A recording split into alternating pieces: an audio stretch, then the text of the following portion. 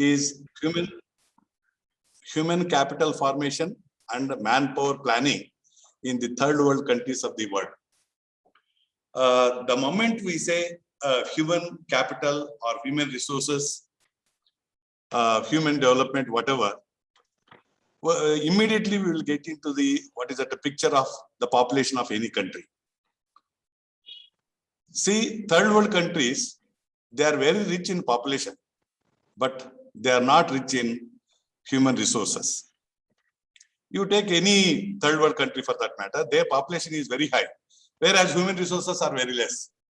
When we say that human resources, they should have some skill, they should have some experience, they should have some knowledge, and also some kind of literacy rate. Okay, see, in our country, it is about 67% literacy rate we say, but that 67% in real terms, that is not the literacy rate. We say that if you just read and if you are able to sign, we say that it is literacy rate. Definitely it is not. With that literacy rate, whatever the literacy they have, with that, they should be capable of earning something by utilizing that. That is what we say it is literacy rate. That's what we need to say. It is literacy rate. So by keeping that in my mind, I prepared this paper.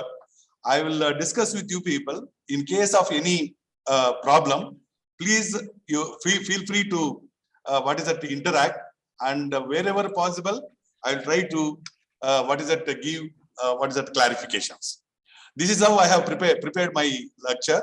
The scheme of presentation: meaning and importance of human capital formation, development of human resources, opinion by other social scientists relating to the human resources, problems of human capital formation, criteria for investment in human capital, difficulties of the rate of return criterion, manpower planning in the third world countries, and at the end, some kind of concluding remarks I have given. Invest in human capital and enhance human development. Analyze Sam Chisholm, she said, invest in human capital and enhance human development. See the kind of quotation phrase it is: invest in human capital and enhance human development. That means if you invest in human capital, so definitely the human development will be taking place and development of the economy will be taking place, and that is the intricacies of that. What is the meaning of and importance of human capital formation? The term human capital formation, according to the F.H. Harbison, refers to the process of acquiring and increasing the number of persons who have the skills. You need to follow each and every word. Who have the skills, education and experience which are critical for the economic and the political development of a country. Human capital formation is thus associated with the investment in man and his development as a creative and productive resource. See the kind of meaning which is included in that, in the statement. So that is basically skills, education and experience which will be helpful for you to develop the economy, develop the political system, develop the society. So that is what the meaning and importance of the human capital formation, and that is what we need to note down. That then development of human resources. Professor Schulz has explained 5 ways of developing human resources. One is health facilities and services. Very, very important. We need to underline these things. On-the-job training, including old type apprenticeships organized by firms. Okay. See, on-the-job training, I request you to mute your thing. There is little disturbance. I request you to mute your whatever.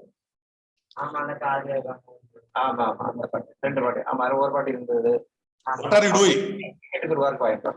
Dear participants, hello. Hello. Dr. A. Vinayagan, mute your system, please. Right. Health facilities and services. On-the-job training, very important. See, recruitment will be taking place and they will be working. Monotonous in working will not help for the progress of the particular employee. If on-the-job training is given, he will be enriched. That is what this refresher course. Refresher course also refresh your minds, give some kind of knowledge, and also give some kind of latest developments in the field, so that you will refresh yourself and pass it on to your students. That is the idea behind that. Formally organized education at the elementary, secondary, and higher levels. Study programs for adults that are not organized by firms, including extension programs, notably in agriculture. See, agriculture, lot of changes which are taking place in biotechnology. But if that changes are not percolated or not informed to the farmers, that is through the extension services, whatever, then whatever the development is taking place biotechnology, it will be of no use. So therefore, it should be passed on to the farmers to adopt the latest technology which is happening so that productivity will be more. So that is the idea behind that. Migration of individuals and families to adjust to changing job opportunities. In addition to this, the import of technical assistance, expertise, and consultants. All these things are very much essential to develop the human resources. Therefore, human capital in wider sense, expenditure on health, education, and social services in general, and in its narrower sense, it replaces expenditure on education and training. So that is what the what is the importance of the human resource development. Opinion by other social scientists. Studies made by Schultz, Harbison, Denchen, Kendrick, Abramovich, Becker, Bowman, Kuznets, and a host of other economists reveal that one of the important factors responsible for the rapid growth of the American economy has been the relatively increasing outlays on education. They tell us that a dollar invested on education brings a greater increase in national income than a dollar spent on dams, roads, factories, or other tangible capital goods. See the significance what they have realized. Increasing the education and also increasing the literacy rate. They say it is more important than spending money on dams, roads, factories, or other tangible capital goods. That is why in most of the developed countries, the education is free from primary to up to second PU. After that also, state supports to some extent, and higher education also can be continued because lot of fellowships will be given to the students. So they realized the significance of the importance of education, literacy rate, whatever. So that is why if they say that 97% of their people are literate, so 100% they are literate. They have achieved the literacy, and also by using that literacy, they will be able to earn their livelihood at higher level. That is very, very important. Right.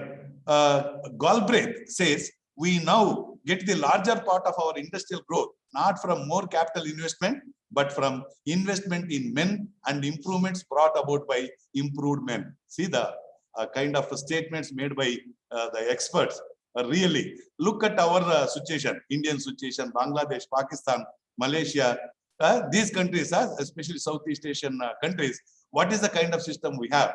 It is where primary education totally it is privatized. So many people they are not able to feed. So many people they are not able to send their wards to the schools. All these problems we are facing. That means we have not realized the importance of education. Yavade undu government ene undu some change in case they want to go for some changes. So immediately there will be kind of the criticism. There will be threat. For example, government schools introducing English as a kind of learning language. So immediately there was a lot of criticism. Nothing happens to the local languages, either Kannada, Telugu, Tamil, Malayalam. Nothing happens to that because there are separate set of people to promote that. Let them write so many books. Let them write so many poets. So people, in case they are interested, they will go through. Otherwise, why should we downgrade the knowledge of the students? Because English medium, English language, it is a widespread thing. Lot of knowledge is inhibited in that. We should admit that there is a dearth of knowledge in the local languages. So that is why we need to promote. Anyway, I will not get into the controversy.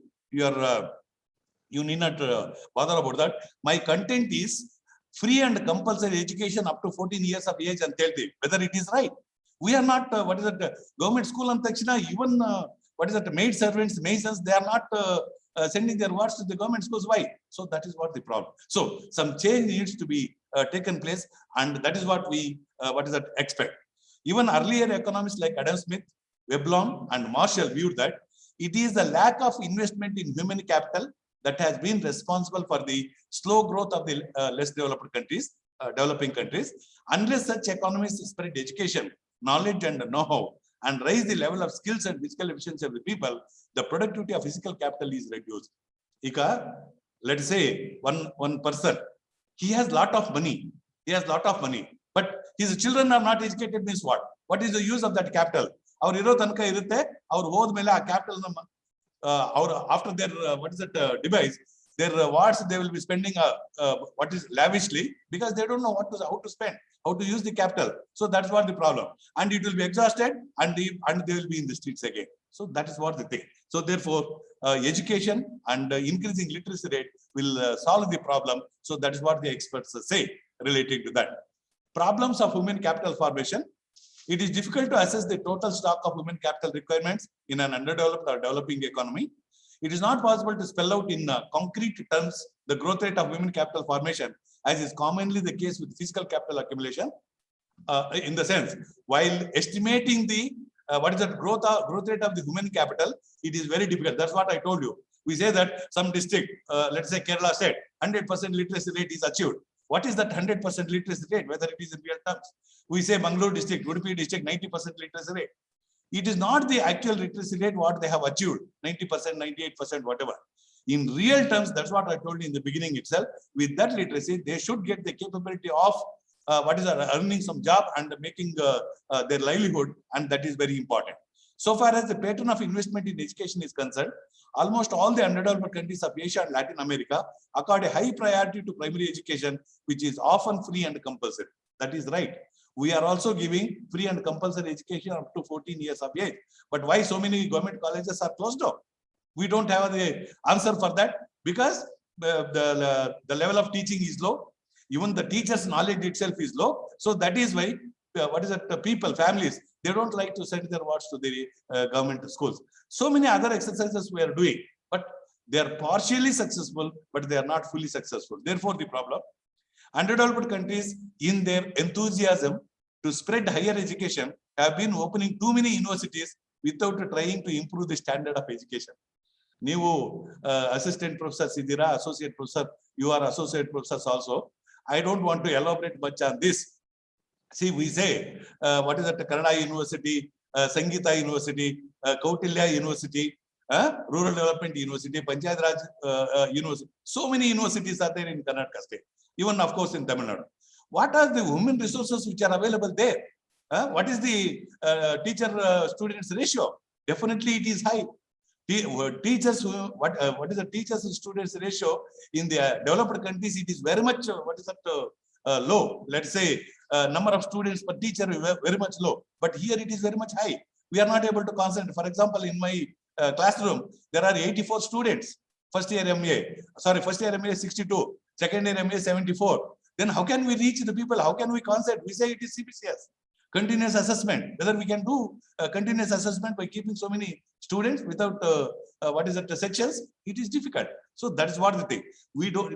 So many universities even today. I don't want to mention the universities. Even today they are like high school buildings. High school building. Even high school building also may be a little higher side. Even worse than that, we have the universities. Then what is that? Definitely we need to plan the new universities, but with proper planning. That proper planning is missing. Somebody recommends, somebody says, some university has to, in your period.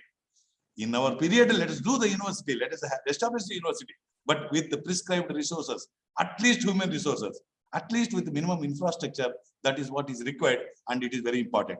Moreover, there being little manpower planning in such economies, no efforts are made to match the demand and supply of different types of critical skills. Further, insufficient attention is paid to agricultural education, adult education, and on-the-job training programs in such countries. Now, at least we don't have adult education. We have seen in our, at least maybe when we were at the age of 30, 35, whatever, we had adult education. Adult education, it was kind of laughing kind of program. But the outcome of that adult education was very, very low. Of course, the employees, the officers, and the people involved in the adult education, they became rich and they were empowered, but not the beneficiaries. They were not empowered to the expected level. So that is how the programs will be implemented. That is only my what is that concern, and that is only I'm insisting on that. Further, insufficient attention is paid to agricultural education, adult education, and on-the-job training programs in such countries. See, it is insufficient attention is paid to agricultural education, very much essential. All the many farmers today, they are illiterate, uneducated. There we need to concentrate. Adult education, because adults and maybe aged people at the 45, 50, 55, 60, this category, there are also many illiterate people are there. On the job training programs. On the job training programs here and there we have. In the government offices, if you go and check, there are so many programs of that kind. See, when you are attending some training program, with interest you need to attend, not for the sake of promotion, not for the sake of just to get to that certificate. That should not be the criteria. That is why I always say the participants, in real terms you need to learn something. See, you are undergoing the refresher courses. When at the end of the refresher course, you are supposed to present the some project dissertation work. That dissertation work, many times I have evaluated, I was really disappointed many times, because they have not understood that, they have not understood the significance of the refresher course, and therefore they have not put the real effort to produce the dissertation. That's what my experience. At least you people try to produce something which will be useful for you and also useful for the society. That is what I will be expecting from you. One more problem of investment in human capital is that politicians and administrators consider it more in terms of providing buildings and equipment than the teaching staff. Alva, this is what we have been experiencing. In all the universities, in all the first grade colleges, human resources are very much scarce. Very recently, I had been to some college. There, only principal is there on permanent basis, one first grade college. Not even a single lecturer on permanent basis. See what kind of the teaching staff we have. Of course, we need to provide opportunity for the guest lecturers. Fine. Whether the guest lecturers are trained, with the even so many places, even with the selected candidates are not there. Then what is that they are going to teach? So this is what the problem, and we need to concentrate on that. Criteria for investment in human capital. What is the criteria like? One of the most ticklish problems is that of estimating the productivity of investment in human capital, especially in education. Economists have suggested the following criteria. First one is the rate of return criteria. According to this criterion, education as an investment has two components. One is future consumption and the other one is future earnings components. What is this actually? Investment in skills and knowledge increases future earnings, while the satisfaction derived from education is the consumption component. As an enduring consumer component, education is the source of future utilities, which in no way enters into measured national income. Thus, in calculating the return on investment in education, future earnings components are considered discounted for interest to measure their present value. So that is what we are supposed to do. The kind of expenditure we are making, the kind of returns what they are going to get, estimated thing, and that needs to be discounted for interest to measure their present value, so that we'll get to know the significance of the investment in education. The method used is based on a comparison of the average lifetime earnings of more educated person with that of persons with less education employed in similar professions. That's what. Let us say a person starting from PU, the person who is educated PU or a degree, becoming, let us say, a registrar, deputy registrar, secretary, under secretary, deputy secretary, these kind of positions. Highly educated person also will be in the same place, and less educated, promoted over a period of time, he is also in the same position. So then how we will be calculating the output of these people? That is what the significance of that. Then what are the difficulties of the rate of return criteria? Because there are some problems in that. This criterion is measured only the direct material benefit and exclude altogether the external economics of education. Very important issue. This criterion is based on a number arbitrary assumptions such as the person's income during his lifetime. That's what we'll be estimating. The earnings from different occupations, future wage rate, and future employment levels. Of course, there are so many methodologies to calculate these things, but They may not be accurate to the expected level, but methodologies definitely they are right. But to some extent, we'll be able to to calculate, and we will be able to spend the resources on the education by using the this criteria. The decisions to invest in education and training are not governed by the rate of return criteria alone, but by social welfare. Rate of return criteria, what is the amount we are going to get? That is, what is the income we are going to get? So in case that is only physical output what we will be expecting. But providing education, investment in the thing, it is also related to social welfare. More people being educated, so more welfare will be taking place. Ultimately, they are very much linked to education, political field, and also social. And we need not bother about this criticism or assumption, whatever, because they are very much linked. When we say that social welfare has taken place, when a family or a person leading comfortable life, we say that social welfare has taken place. Otherwise, definitely we cannot. So therefore, once at least a greater majority percentage, let us say, in case sufficient income is there, definitely welfare can be achieved. Immediately you can ask me whether with just money, whether welfare can be achieved, sir. Definitely not. Expected thinking is like that. In case you have sufficient resources, you can lead a better life in case you don't have exigencies in your behavior and also spending thing. Then what people earn is not exclusively due to university education. Rather, it is a result of natural ability, experience, social status, family connection, on-the-job training, etc. I don't disagree with that. So definitely all these things are very much essential. Not just mere education will lead to social welfare, whatever. With the education, these things need to prevail. So then definitely, that's what we say. Then definitely social welfare can be achieved. That's what society welfare. Such estimates measured only private rates or return on investment in education. Returns from investments in creating skills and knowledge do not increase incomes of the individuals concerned, but the total productive capacity of their economy. Maybe it is the statement given by some expert. Otherwise, we need not totally agree with this, because return from investment in creating skills and knowledge do not increase incomes of the individuals. We need not go by that. We have our own thinking. We have our own ability in research. So definitely we can say that definitely it will have impact on the productive capacity of the economy, and also outcome will be returns to the investment what we have made. According to R.S. Ecos, 1964, prices of educated labor used in the estimation of rate of return must reflect the relative scarcities of factors involved, but where the major part of investment costs on education are borne by the government, prices of educated labor do not reflect scarcities of factor input determined in competitive markets. So that's what they think.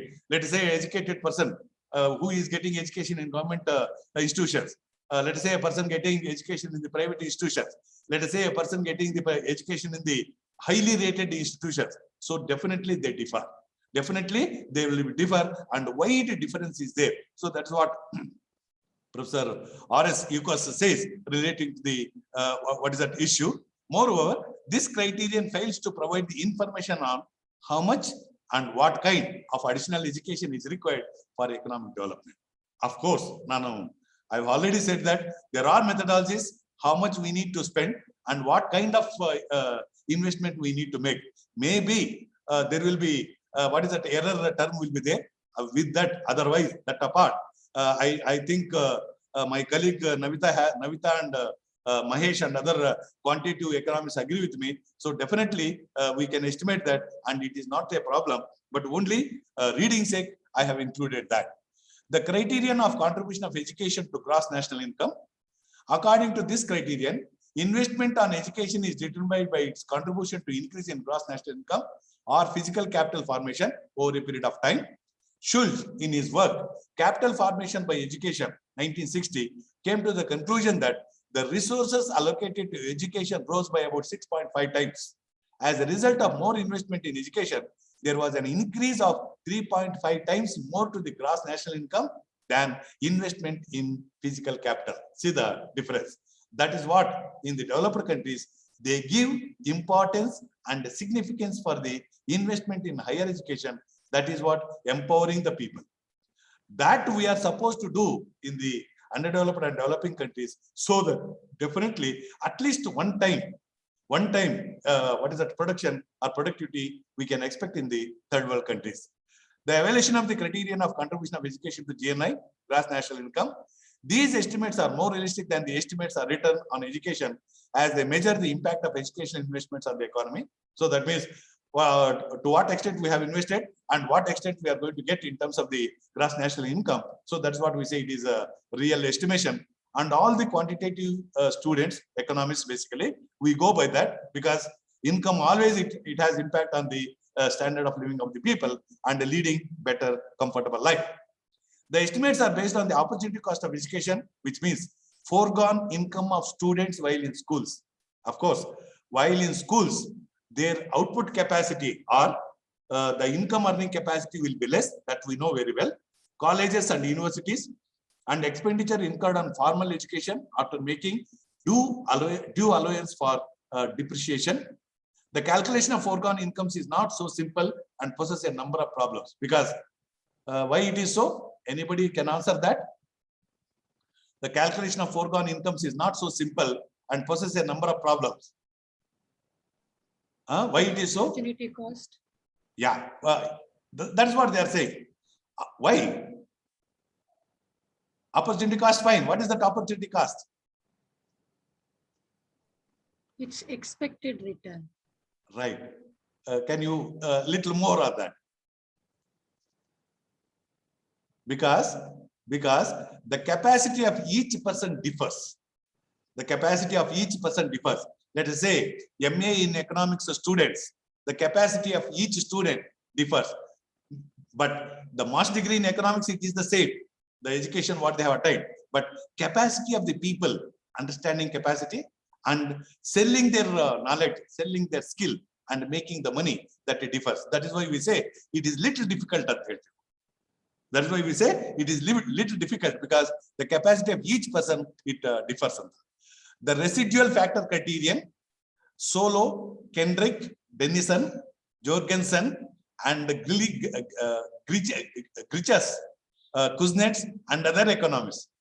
Dear participants, why I am giving these authors' names or experts' names, basically, wherever you are writing something, you also supposed to review, you also supposed to put them in the reference, so that knowledge where you have taken and what is the knowledge you are contributing, it will be clearly understood.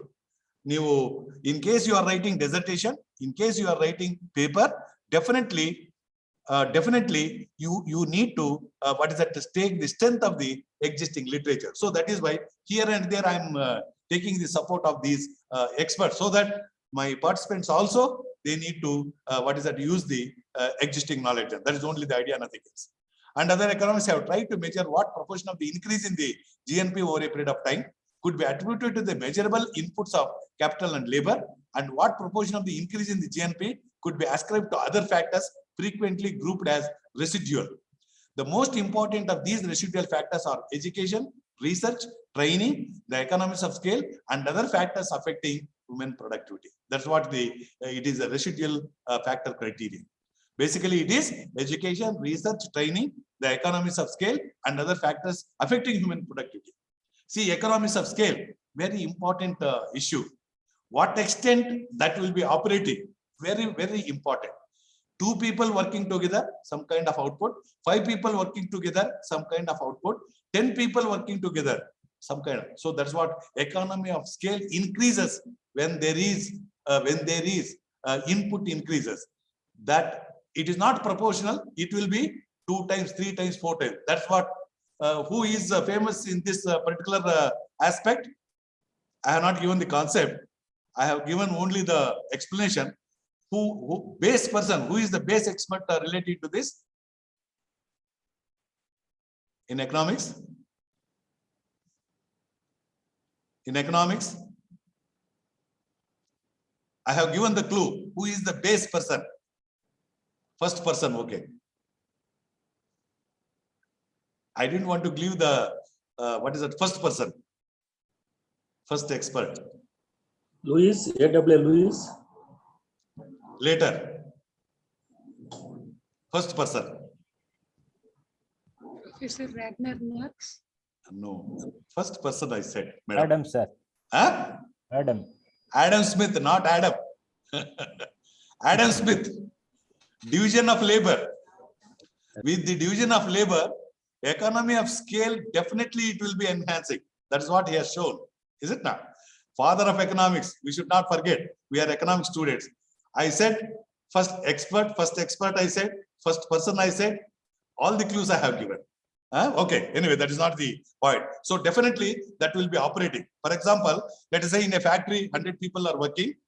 100 people are working. Assume that we will be increasing the workload of 1 hour, 1 more hour. What is the output from that 100 laborers? That's what the thing. Of course, that is exploitation. According to Karl Marx, it is exploitation. What is that? Creation of surplus capital. That is there. Otherwise, if at all we are interested in developing the economy. So definitely we can do that. Economy of scale will be operating. Denison's estimates for the United States for 1920, United States for the year 1929-57 reveal that the contribution of education to the growth total real national income was 23%. See, 23% because of the investment in education. So far, as the contribution of the residual factor is concerned, it accounted for 31% of the total growth of the national income. That is what the significance of the investment in education. Either residual factor, rate of return criterion, GNP criterion, whatever you take. But number of variables we have increased. That's all. Number of variables here it is education, research, training, economies of scale, and other factors affecting human productivity. That apart. So definitely contribution will be more. Criticism of the residual factor criterion.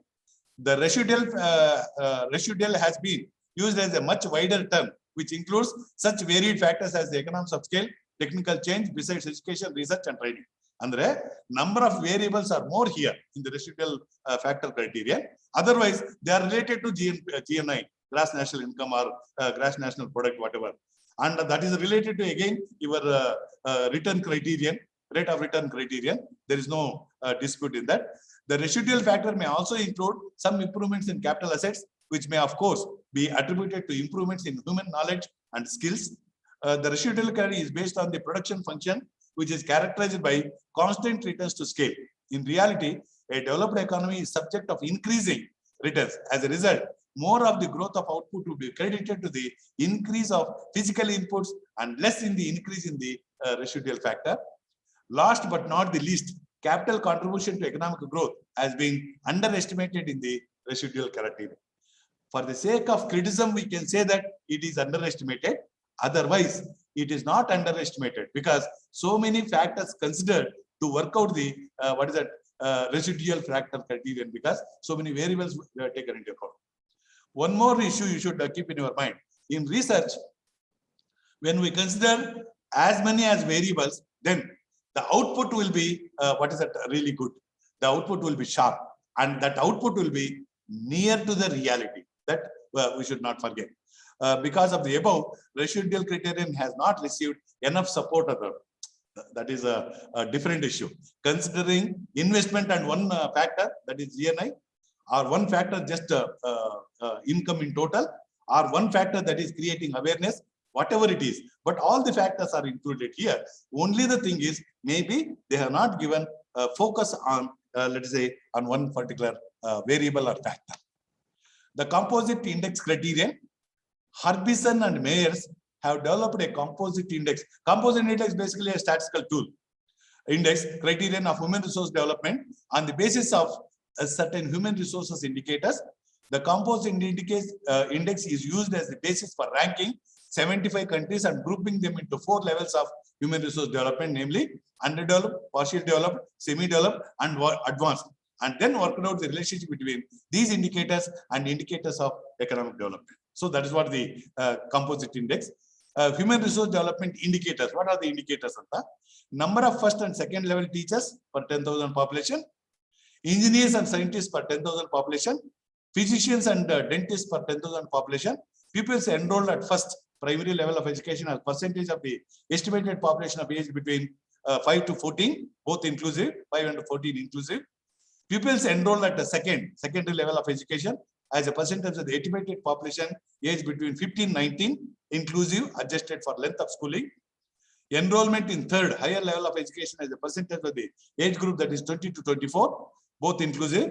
The percentage of students enrolled in scientific, technical facilities, humanities, fine arts, and law in the recent or same year respectively. So these are the development indicators considered for the to work out this composite index criteria.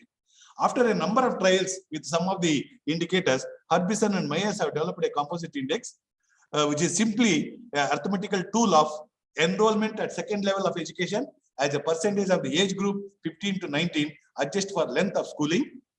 Length of schooling is actually the actual rate which is prevailed in that country. Let us say in India, 30. What is the thing in India? Most probably around 12. Around 12. Developed countries, it is much more. Right? Enrollment at the third level of education as a percentage of the age group multiplied by a weight of 5. Weight of 5 is basically up to 5. We will not get education, but there is a development. UKG, LKG, kindergarten is there. In their opinion, higher education should be weighted more heavily than second level in such an education. That's what I told you. Mere literacy rate in terms of first standard, second standard, third, fourth, fifth. That is not we need to say it is literacy rate. Higher education. See, why? Because why they have said like this? Any idea? In their opinion, higher education should be weighted more heavily than second level in such an index. Why they have said? Why they have said? Very simple thing. What is it? Getting higher education lead to getting more knowledge, lead to getting better job, lead to get better earning. They are specialized, sir, on yes, subjects. Right. That is what they think. That is Hello, what sir? we need to compare ourselves. They are specialized, sir.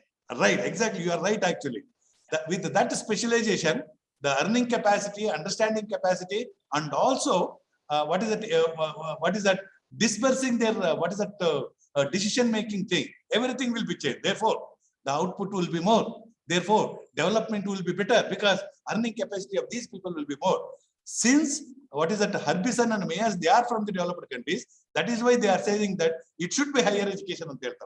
Now, literacy rate, understanding capacity, okay, reading and writing and bank just signing, we say it is literacy rate. How it can be taken into account? That's what I contradict with our situation of literacy rate, what we have achieved. That's what I told you, 67% are achieving 100% in Kerala, Mangalore, Udupi, and some other districts and states. That is not real literacy rate. Literacy rate is at least you should have got UG, undergraduation, whatever technical education, whatever at that level. At least a diploma in some field. That's what we say. At least it is a skill, not just reading and writing and just signing these things. We should not consider that as. We need to redefine that at least in the underdeveloped and developing countries, so that effect will be better. The composite index criteria is continued. For analysis, they have considered GNP per capita in US dollars, the percentage of the active population engaged in agricultural occupations. See, the percent, each term, you need to understand it better. The percentage of the active population engaged in agricultural occupations. We have underemployment, disguised unemployment in the agriculture sector, etc. That's what they say. See, active population engaged in agriculture occupied in the house. In case there are 5 people, just 1 acre of land. Do you think they are fully employed? Definitely they are not employed. That's why they have used active population engaged in agricultural occupations. Besides, they have used 2 more indicators: public expenditure on education as a percentage of national income, and the percentage of the total population in the age group 5 to 14, both inclusive. So that is what we need to consider. The study reveals that there is a close association between enrollment ratios at all levels of education and GNP per capita. Definitely, there is a correlation. In case you take the literacy rate achieved and the kind of GNP what you are getting. So as literacy rate increases, your Pearson's correlation, if you use in case literacy rate increases, definitely your GNP will be increasing. Most probably, it will be relationship, maybe, let's say 0.75, 0.76, something like that. That's what the power of literacy rate. The study reveals that there is close association between enrollment ratio at all levels of education, GNP per capita. The highest education coefficient, it is 0.888 in the countries where they have worked. Is found between GNP per capita in US dollars and the composite of human resource development, which is a combination of second level and third level enrollment ratios. So that is how the significance of the literacy rate. Evaluation of the composite index criterion. It expresses quantitative relationship between indicators of human resource development and indicators of economic development, but not qualitative. That criticism we need not accept. Qualitative, quantitative, that is fine. Impact on GNP, impact on other social factors, maybe I agree to some extent, but otherwise that should not be the criticism. The composite, further, the composite index does not reflect the influence of other factors such as rich natural resources or less population level, which may lead to higher GNP per capita. Maybe these are not the issues we need to consider.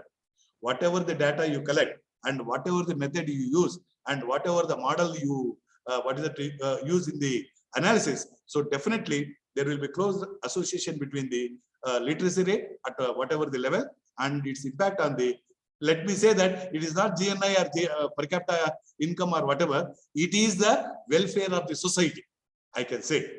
Actually, one second. Yeah, actually, I would like to share this with you, one experience, one project I had actually, that is power, patronage and accountability of Panchayat Raj institutions. In this project, of course, we concentrated on power, patronage and accountability of the Panchayat Raj institutions.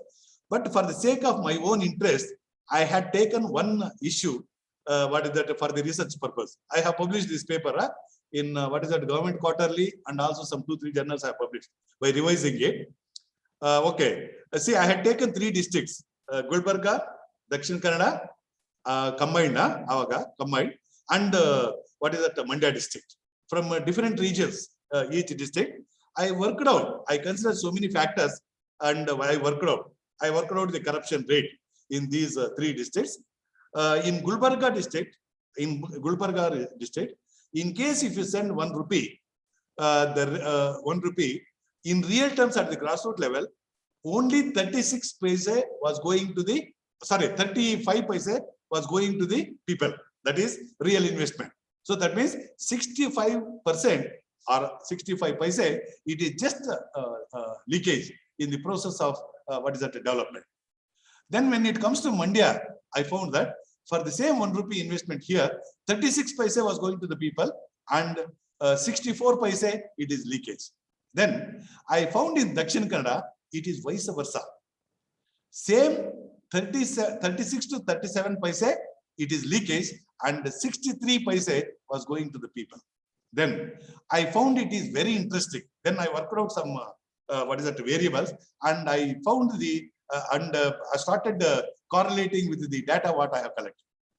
I got to know that because of the existence of civil societies in Dakshin Kannada district, the corruption rate is low. Then what is the connection between the civil society and corruption rate? It is basically the awareness level of the people in this area very much higher side. Basically, literacy rate is more. In addition to that, you have civil societies like youth association, Mahila Mandals, non-government organizations, institutions of that kind. So these institutions creating awareness in the people. Therefore, each fellow, he will be questioning the authorities. One taluka, I had visited one Gram Panchayat. One Gram Panchayat. So it was a Gram Panchayat, what is that? Gram Sabha meeting. I was also just sitting near to the president. Then he was telling, one fellow was asking, one boy, maybe around 25, 26 years of age. See, from this particular point to the point where you have reached the, water, the distance is so many feet. Why you have bought more than the required pipe? He was asking the question to the president in the Gram Sabha. How many Gram Sabhas this kind of questions will be posed by the public to the president and secretary, Panchayat Development Officer, these people? Very, very limited. So I found in Mandya district and Gulbarga, Gram Sabhas are held near tea shops. I have published this in Deccan Herald and Vijay Times. I have published. That is onus on the government. The effect of the Gram Panchayat Sabha. See, so many Gram Sabhas are held near Panchayat. Tea shops. That's what the thing. That's what the status. Maybe now the situation is improved to some extent. I don't deny. But further improvement is very much essential and it should go on. Then I don't know where I have stopped this. That president was telling in Kannada terminology, most probably Kannada friends are there. I will tell that in Kannada. It is off the record. It is off the record. Baddi maga neer kudista iddane anta. That's what he said.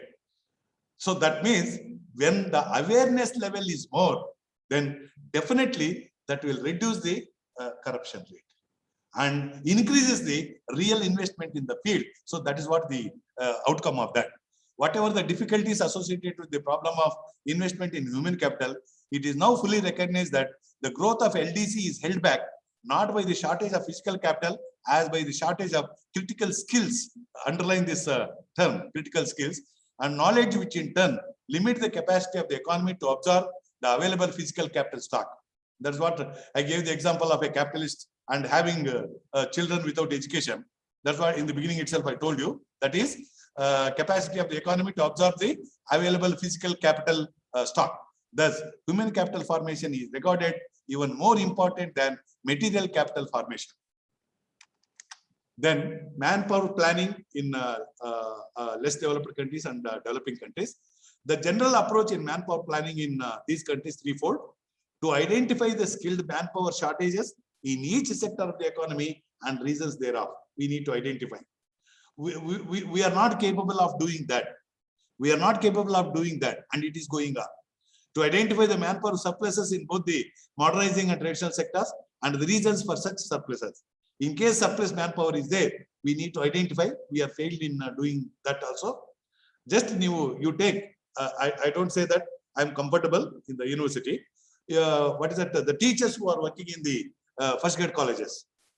Each teacher seriously will be trying to reach the comfortable place. Is it not?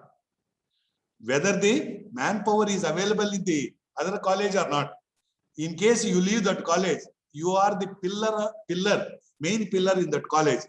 You don't think that you are the main pillar there, but still you will be trying to get into the sophisticated college. Maybe the reasons are there. I don't deny that. Reasons are there for you to try. They are there. But otherwise, each fellow will be trying. In case you leave that place, no one will be teaching, let's say, quantitative techniques. To teach quantitative techniques, will be employing some guest lecturer. He doesn't know properly how to convey the thing. And that stuff continues. And what is that? Kalpe produce agtane irutte. That's what the point. Kalpe andre degraded human resources will be created. That's what I would like to insist. Then to lay down a strategy for manpower planning to take care of these shortages.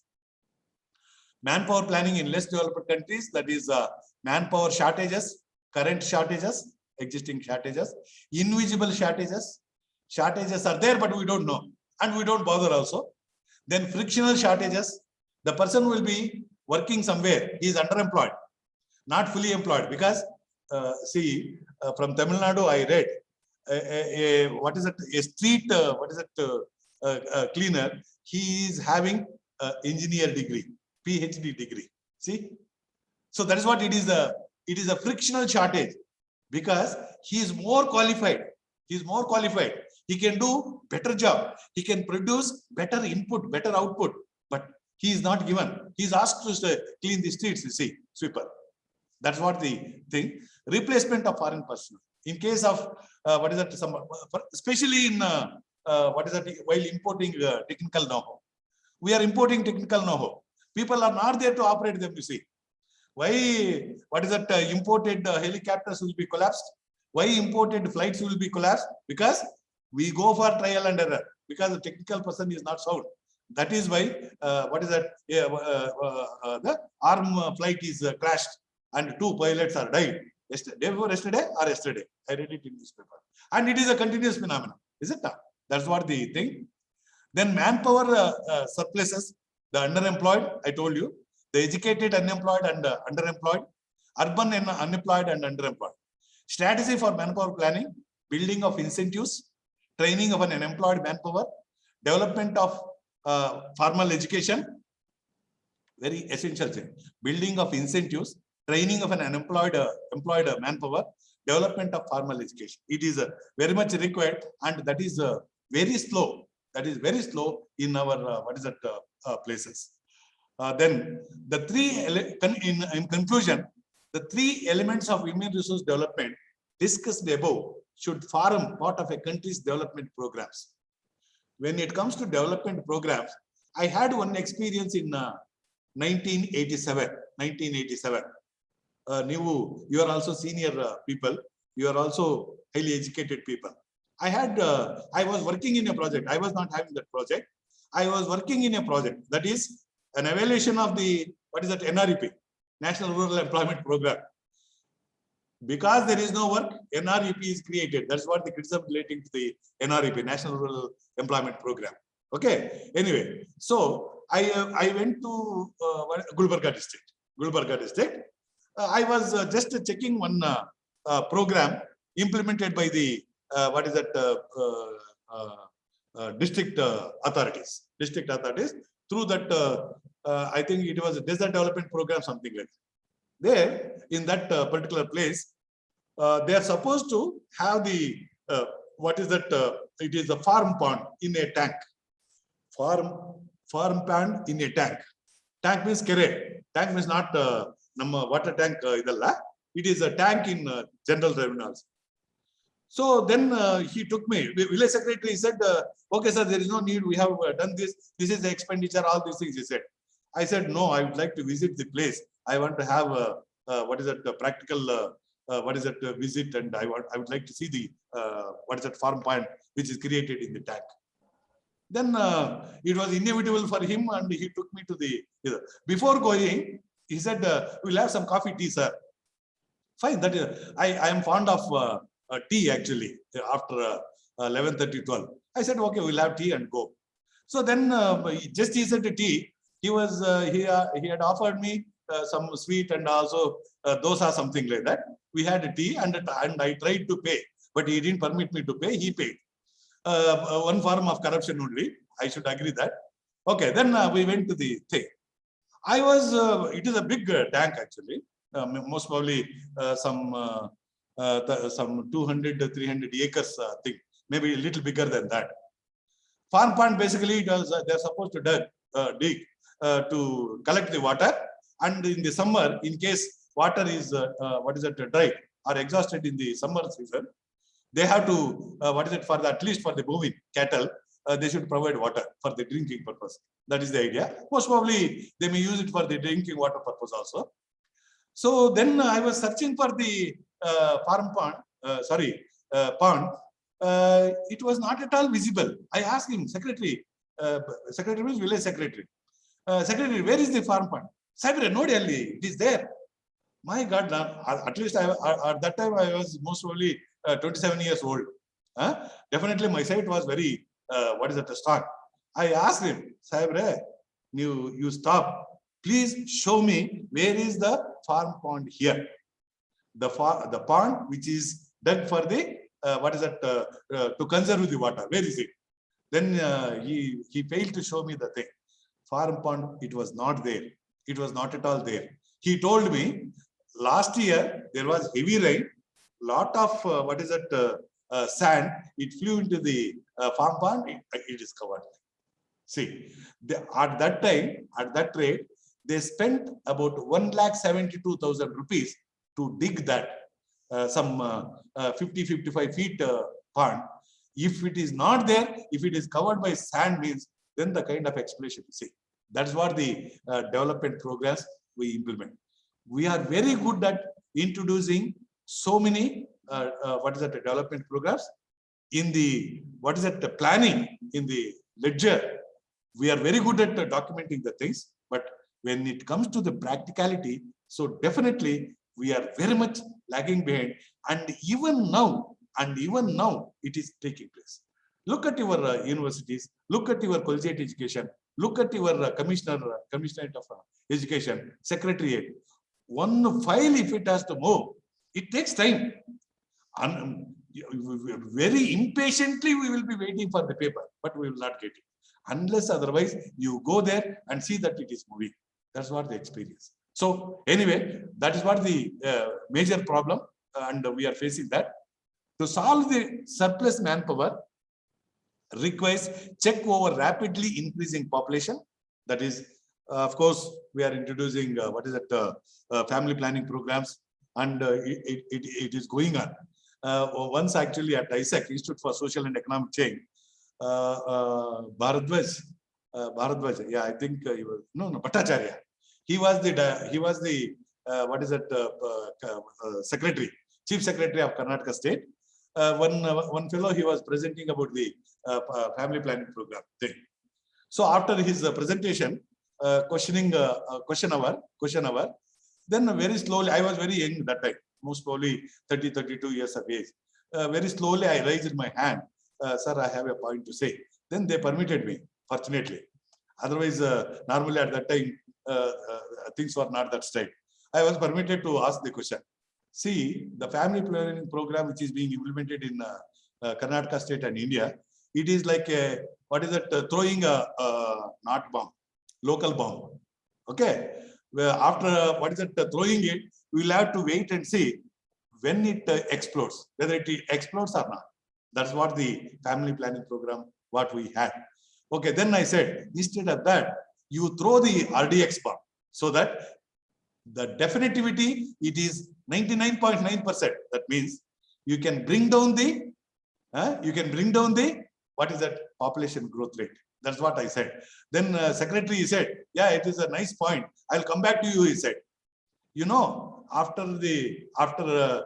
entire discussion, he didn't come back to me. Why? Mainly because the person who was presenting it, he was a influential professor. Bhattacharya was trying to become ISAC director after retirement of the secretary post. See the thing. This is how the planning. This is how the decision making. This is how the interference of anything like that. It is off the record.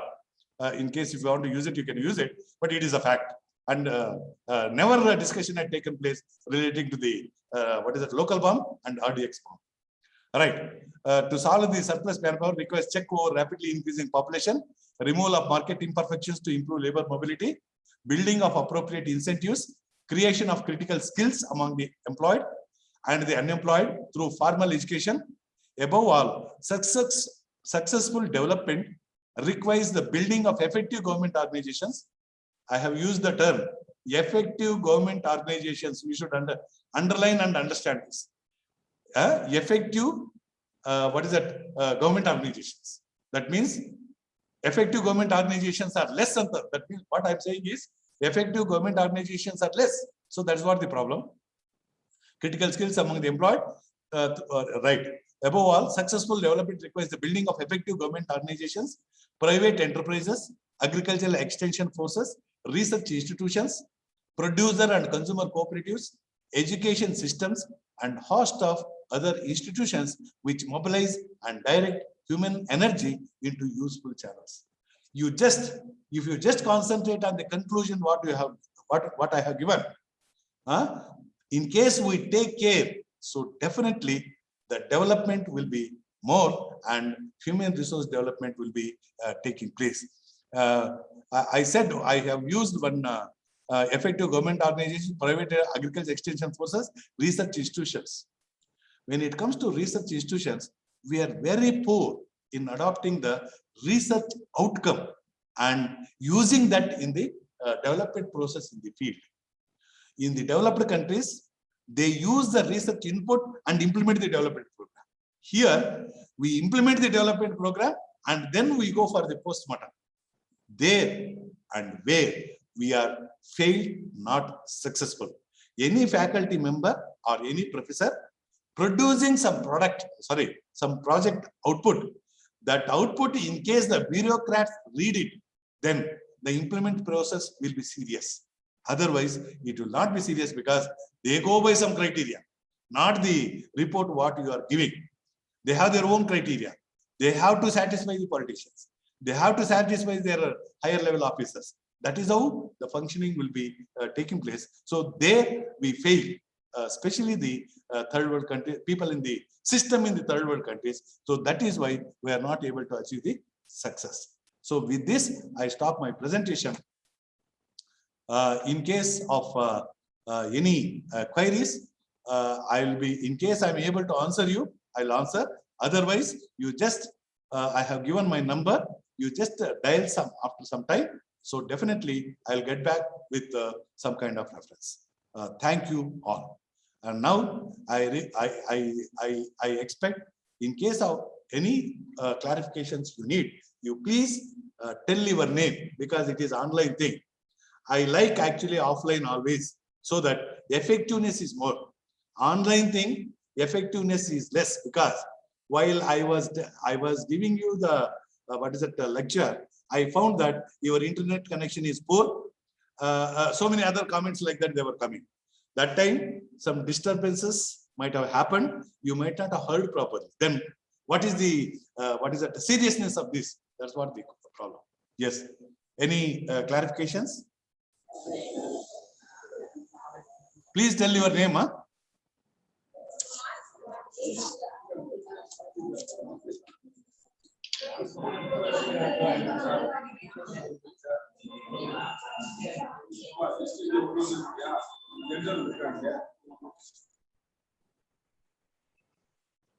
So everything is understood, no question.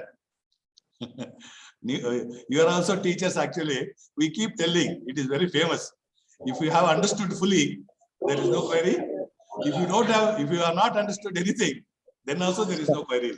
Yes, Selvraj. Sir, good morning, sir. Yeah, good morning. Sir.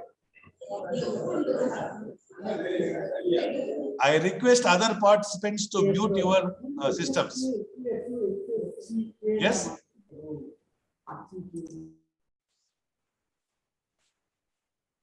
Yeah.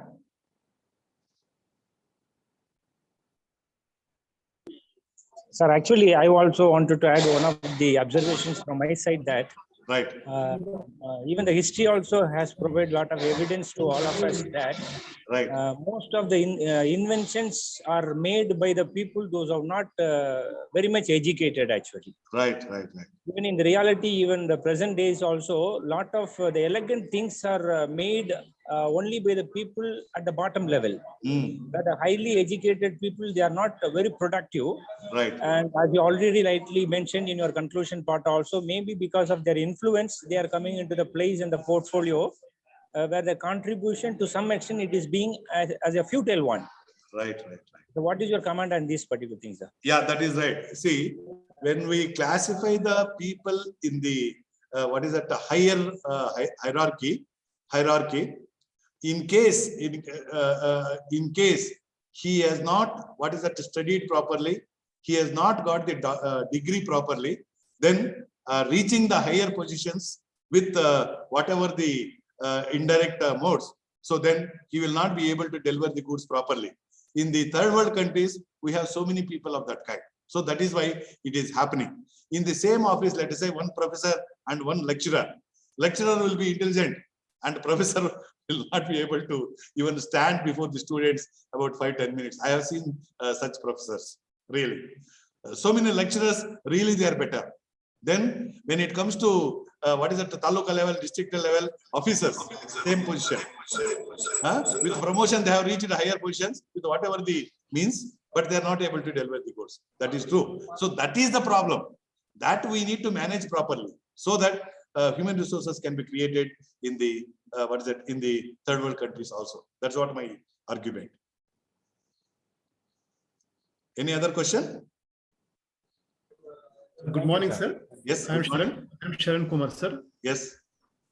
Sir, is the reservation has any role in the formation of capital, human capital? Is Right. it plays positively or negatively, sir? Right. It is very good question in real terms. It is very good question. See, reservation definitely it has some impact on the creation of poor human resources, no doubt in that. Otherwise, we have our own history, India. because of the exploitation over a period of time by one category or whatever the categories of the people, other categories of the people, they are very much underdeveloped. They are not able to get anything so far. So that is why the reservation we brought in to maintain the equity that is there. But I'm totally against to the re-reservation. Re-reservation. Why an IAS officer's son again has to climb the reservation, either SC, ST, category 1 or OBC, anything for that matter. We should not permit the re-reservation. It should be reservation should continue, but the re-reservation should be stopped, so that at least some equity will be maintained, and the human resources from the other categories who have not got any benefit, they will be able to get the benefit. One professor actually, he told me, he has two female children, both have got one has got MBBS and other has got seat in engineering college. He was telling, I need not pay single NP as towards fee. He was laughing. See, he himself says that it is a kind of negative thing. Then why re-reservation? In case re-reservation is not there, the people who are not getting any benefit, they will be getting, they will also develop to some extent. So that is why reservation is given up to a particular point of time, but we are not able to stick to that because of various reasons. Our society, really clumsy society. So that is why this problem we are facing. But at one point of time, in case reservation is not there, so many people they develop and we will have better human resources. This is what my opinion relating to reservation and its impact on creation of the human resources. But thank you, good question. Huh? Yes. Thank you so much for your openness also, sir. Thank you. Thank you. I'm like that only. Okay, good. Thank you, sir. Thank you. Right. Thank you, sir. Thank you very much for a Thank good you very much. information. Thank you, sir. Thank you. Thank you, sir. Thank you much for your valuable Thank you, presentation. sir. Thank you, sir. Thank you so much. Thank you, sir. Only the thing is, my request is try to take the classes so that some students, they will come up really, because we are resource persons, we have knowledge, we have education. In case we are not taking the classes, really we cannot do anything.